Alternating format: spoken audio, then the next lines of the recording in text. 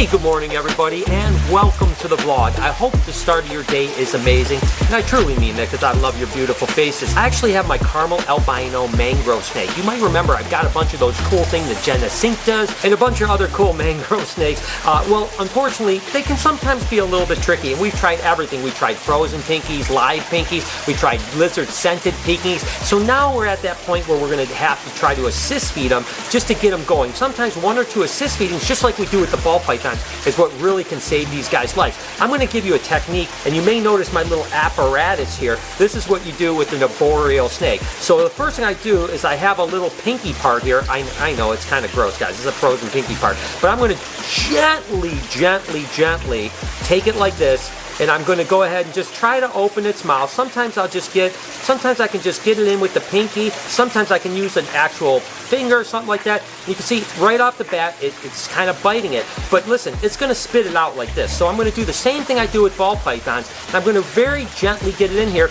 And then again, I want to let go of this to where it's going to stay inside of its mouth. And once it stays in its mouth, see, then I'm going to drop it down like this. But this time, I'm actually going to put it on a branch. Because if I don't put it on a branch, if I put it on the ground, it's going to flip around and it's going to just spit that out. Now that it's dangling from that branch, much like it would do in the wild, it's going to probably, hopefully not be able to get it out of its mouth, and then it'll actually eat it like this. So I'm going to now just step back and be quiet and just let it see if it actually will eat it. Don't know what's going to happen. This is the first meal that it's going to take here, so fingers crossed this works. And you can see right now when it starts to kind of move those jaws, it's actually like, what should I do with this? It's in my mouth. Should I swallow it?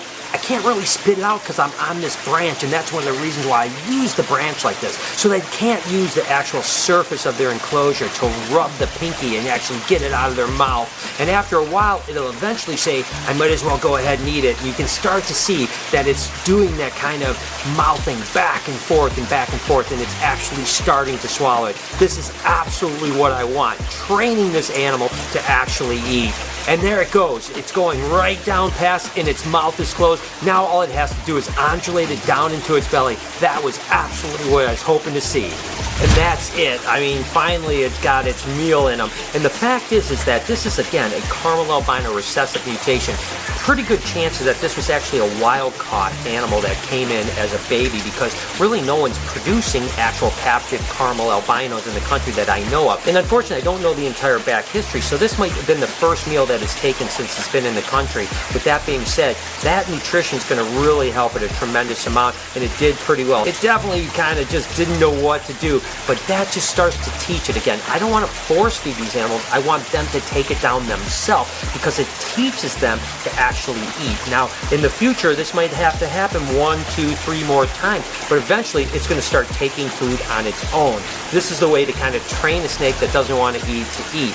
Again, if this was a wild caught, which I believe it probably was, it probably was eating native lizards that were cruising around. Well, I don't have that ability, right? So we have to get it trained over to rodents, and this was a pretty good first step. But actually, these genesincta here were actually captive bred. So the fact is that this animal has just probably never eaten a meal in its entire life, and eventually it's going to be a problem, right? It's already refused food for the last 3 weeks. At this point, I feel if we go much longer, it could actually be a problem. So we're going to go ahead and do the exact same thing as we did with the caramel albino, and doggy, is this thing absolutely gorgeous. Now, thankfully, the caramel albino and the genesincta right here are actually really good body weight-wise, so I'm not terribly concerned about it, but I don't want to get to a point where they're depleted in nutrition, because then you're kind of fighting an uphill battle, right? So we're just going to do the exact same thing, just kind of get its mouth to get open. Sometimes you just have to use your finger just a little bit to get it going, and then I can slip this in, and you can see it bit right away. Whoa!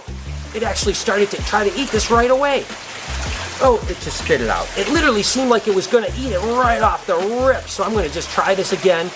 Get it in its mouth just a little bit. And this guy seems to be really pretty cooperative. I'm going to do the exact same thing. I'm going to set it down on this branch here. Just like that. and I think it's gonna eat right away. I'm gonna walk away so I'm not in its view. And there it goes. It's starting to use that kind of scissor motion that their mouth uses to help push it down their gullet. This is amazing. This one definitely went way better than the caramel albino. Sure enough, it looks like it's gonna crush this. This is great news. And again, I think 1 or 2 more times and this thing should start eating on its own. And there it goes. I mean, what an absolutely gorgeous animal. I love these guys. And of course, when these get older, unfortunately, they turn jet black, which is really cool. I mean, I love the baby color, but the jet black is awesome too. So I'm gonna go ahead, just set this one back down, and we'll move on to the last Boega that we have to assist feed today. But so far, it's went very well. I'm super happy these guys have some nutrition in them, because that's gonna get them going, and eventually they'll be eating on their own. And then this little monkey here is probably the trickiest one of all. This was captive hatched by the guys over there at Scales and Tails of Ohio, and it definitely has not fed, and it's definitely a little bit small. It was a smaller baby, smaller than the Gemicinctas,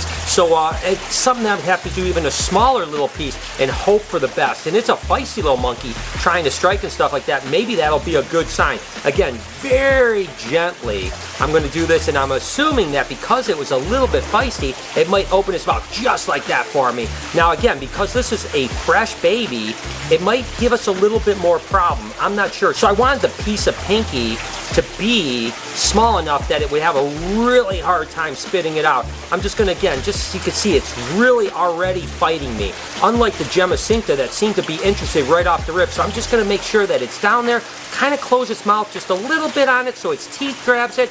And you can see it's already fighting a little bit. This isn't a good sign by any stretch, and it's already spit it out. So again, patience, people. Patience, patience, patience. It is not easy, and it's sometimes very frustrating. You know, you're like, come on, just eat it. But you have to be patient.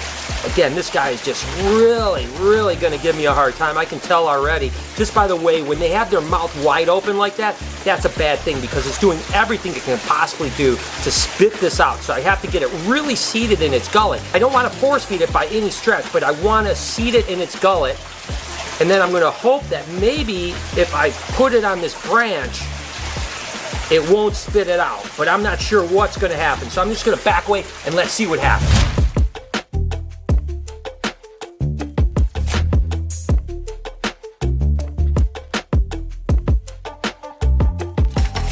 And success. All of them were able to assist feed again, which will really help them get some nutrition in them and hopefully train them to actually start eating on their own. Unfortunately, sometimes little snakes can be tough, and little Boega, like mangroves in particular, this is a little feisty monkey too, they actually sometimes can be a little bit tricky. So this is just part of the deal, guys. It is good. And what we've noticed with the ones that we've been producing is they've been feeding really well right off the bat. So I think when you get into F2, F3, F4 generation, they're going to be much, much better. These are really fresh. These are F1 generation captives, or like I mentioned, maybe right out of the wild. So it's a little bit more tricky, but nevertheless, we did get them to eat, and that's pretty awesome. Guys, today is the day I'm so excited. We actually are open tonight at the Reptarium, and Drogo, of course, hi buddy, good morning sweetheart, is going to be on display for the very first time tonight. So not only can people see him through the actual window, but we are going to be offering encounters so people can actually come in and kind of get to meet him. So that's going to be pretty amazing. It's been a long journey. I know, honey, you look so good this morning. Good morning.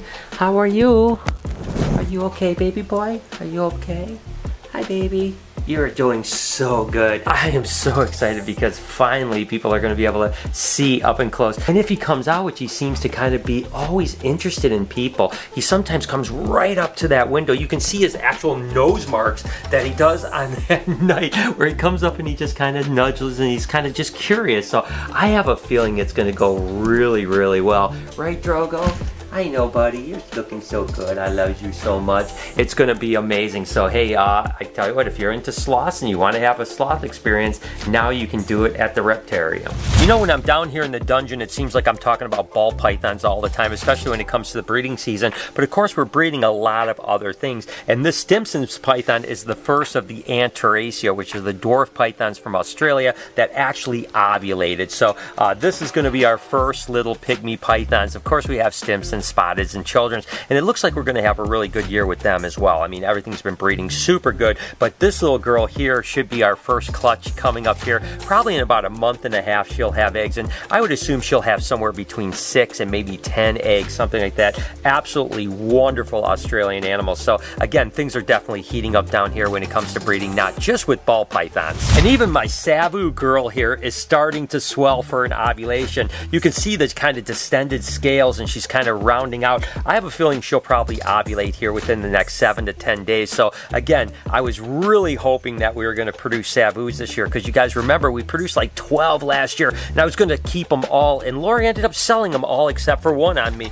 So this year, definitely if we produce, I'm going to hang on to some more, because I absolutely love Savu pythons. This girl is actually a Woma python that I've had for like 20 years. She is a big, awesome Woma python, and with any luck, maybe we'll get one last breeding season with her. She's taken the last couple years off, but she's starting to swell up and she's starting to look pretty good. So we have a few Woma pythons breeding this year. So again, it's not just all about ball pythons. There's actually a lot of things that we breed down here in the dungeon. And doggy, look at the size of this Brazilian rainbow boa. Now, we haven't started breeding the Brazilian rainbow boas yet, but we're going to in the next probably 2-3 weeks tops, because they're typically like February, March breeders, and then they'll have babies, you know, July, August, something like that. But we have a bunch of female Brazilians that are huge like this, so it should be a really good year. Again, we'll be breeding those guys as well as the Colombian rainbows. You guys know we're working with a few different mutations on this. And we do have hypomelanistic Brazilian rainbow boas too, which are going to be pretty cool. And then of course all the sand boas start getting bred too. So things are heating up here. So it's not just about ball pythons. Like I said, don't get me wrong, I love the ball python side of it, but these guys are going to be absolutely amazing. I can't wait for little live baby rainbow boas. It's going to be absolutely epic this year. Remember when we built all the little floaty things for the turtles just so that they have more surface area to get out of the water? Well, it's been working great. It's been about 3 days since we've had it in there. The turtles are always up on them. They're swimming around now. They have so much more surface area, and that was just something that we didn't realize that baby turtles needed as much of. We thought that with the logs that we had and stuff, that was plenty, but we noticed that it was just kind of like, again, they were stressing out, weren't doing as well. Now they are crushing it and doing amazing. Like I had mentioned, we're going to kind of spruce them up a little bit. We'll have Lori come back and put some like moss on them, so it looks a little bit more like this eventually with all the other ones, but we just wanted to test it out. But I couldn't be more happy with 3 days in, and it's working amazing. I mean, every time I walk by, all the little turtles are up on here, and I think that tonight when we're open for the reptarium, people are going to love it, because they're going to be able to see more turtles, not just in the water, but on land too. So this is working out great. I'm sure just a handful of assist feeds on those boega, and they'll all get eating on their own. That's just kind of the process with little tricky animals. And like I mentioned, the longer you go breeding them, you know, F2, F3, F4 generations, the more they're going to eat pinkies right off the rip, just like the ones we've been breeding for the last few years, which are the Melanota mangroves. So we'll get them going, and it's going to be amazing. If you did like this video, could you do me a favor? Here's a playlist right over here. If you just click 1 or 2 of those videos, it really helps my channel, so I really do appreciate that. You could also right up here subscribe to my podcast channel. That way you can listen to me talk about all kinds of reptile stuff. On this side, you can certainly help us get to 3 million. We're getting close, guys, only like 50,000 away. So hit that subscription button, as well as turn your post notifications on. Have an absolutely wonderful day. Remember, be kind to somebody, and I promise I'll see you tomorrow.